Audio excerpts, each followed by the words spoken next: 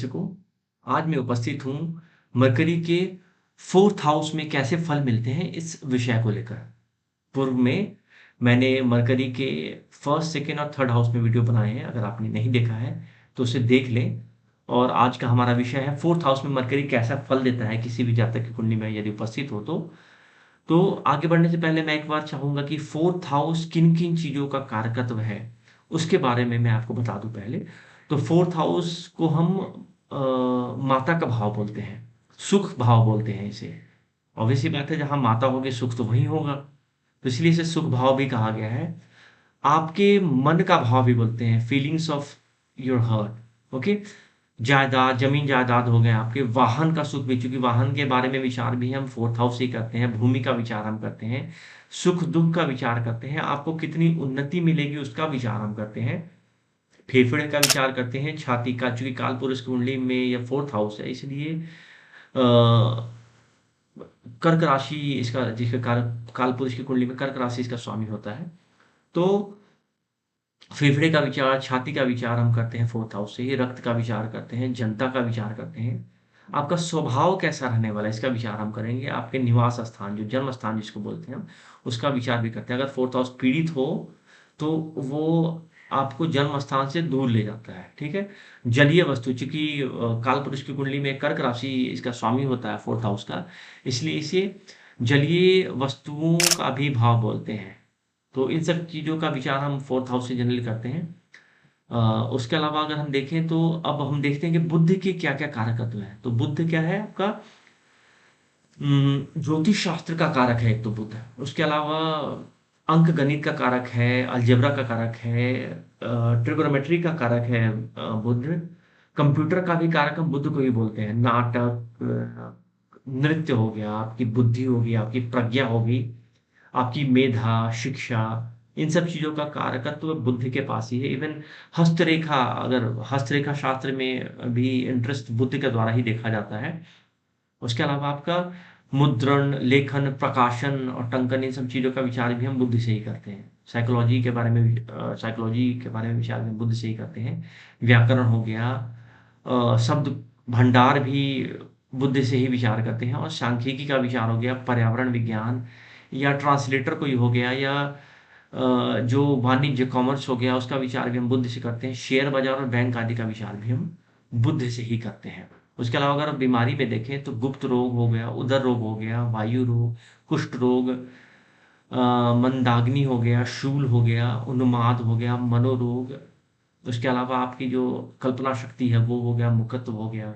Even दुःस्वप्न का भी विचार हम बुद्ध से ही करते हैं। अब आप सोचो कि बुद्ध अगर 4th हाउस में हो, तो सबसे इंपॉर्टेंट चीज तो ये है कि बुद्ध 4th हाउस में होने पर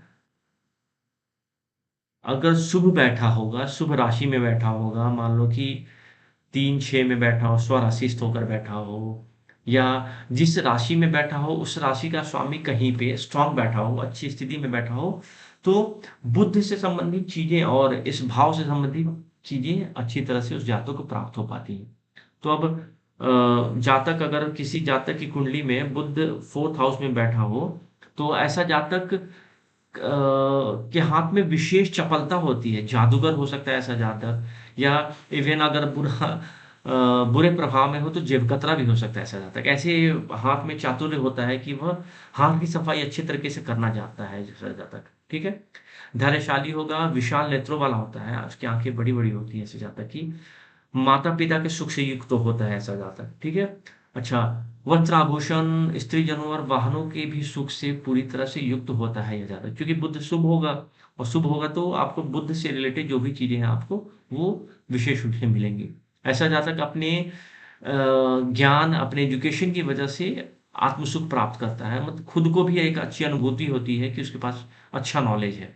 उसके अलावा यदि बुद्ध अगर 4th हाउस में बलवान होकर बैठा हो, जैसे मान लो कि पहले मैंने बताया था कि अगर कन्या राशि का ही होकर बुध यहाँ पर बैठ जाए, तो बुध चूंकि 4th हाउस वाहन का भी कारक है, तो कहीं ना कहीं यह अच्छे वाहन, अच्छे आरामदेह जो लग्जरी वाहन होते हैं, चौपहिया जो 4 व्हीलर्स होते हैं, उन सब का भी शुक्र ऐसे जातक को प्राप्त होता है। अब यहीं पे बुध अगर चतुर्थ बुध का जो बुध है आपका राहु केतु से युक्त हो या शनि से युक्त हो, तो जातक को वाहन से दुर्घटना का भी भय रहता है और दुर्घटना या कोई अग्निकांड से भय रहेगा, ठीक है? और इस योग में उसे उद्योग व्यवसाय आदि से भी सुख नहीं मिल पाता है। तो ये चीज़ें ध्यान रखनी चाहिए और वह अपने बंधु-बांधवों और रिश्तेदारों से भी कहीं न कहीं रिलेशन खराब करके रखेगा, अपना व्यवहार खराब करके रखेगा और कपटतापूर्वक व्यवहार करता है ऐसा जातक। तो सिंपल सी बात है कि अगर पीड़ित है, तो 4th हाउस से रिलेटेड चीज़ें कहीं न कहीं खराब करेगा बुध, ठीक है? अब यहीं पे अगर अच्छी स्थिति में है, हमेशा ध्यान रखना भाव, भावेश और कारक को। अब यहाँ पे अब बुध को देख लिया आपने, बुध जिस राशि में बैठा है, उस राशि का स्वामी कहाँ पे बैठा है? मान लो कि बुध जहाँ बैठा है, इसका स्वामी जाकर अगर 8th हाउस में बैठ गया, तो कहीं न कहीं एक तो बुध पीड़ित भी होगा और उसके अलावा जो 4th हाउस से रिलेटेड जो कारकत्व जो मैंने बताए थे, उन सब चीज़ों में भी कमी लाएगा। उम्मीद करता हूँ कि चीज़ें आपको समझ में आ रही होंगी। अगर आपने चैनल को सब्सक्राइब नहीं किया है, तो एनिग्मा इन एस्ट्रोलॉजी मेरा जो चैनल है, उसको ज़रूर सब्सक्राइब कर लें ताकि आपको भविष्य में किसी भी प्रकार के वीडियोज़ या कोई भी अपडेट से आप अ, लाभ ले पाएँगे। तो अंत तक मेरे साथ वीडियो में बने रहने के लिए बहुत-बहुत धन्यवाद। नमस्कार।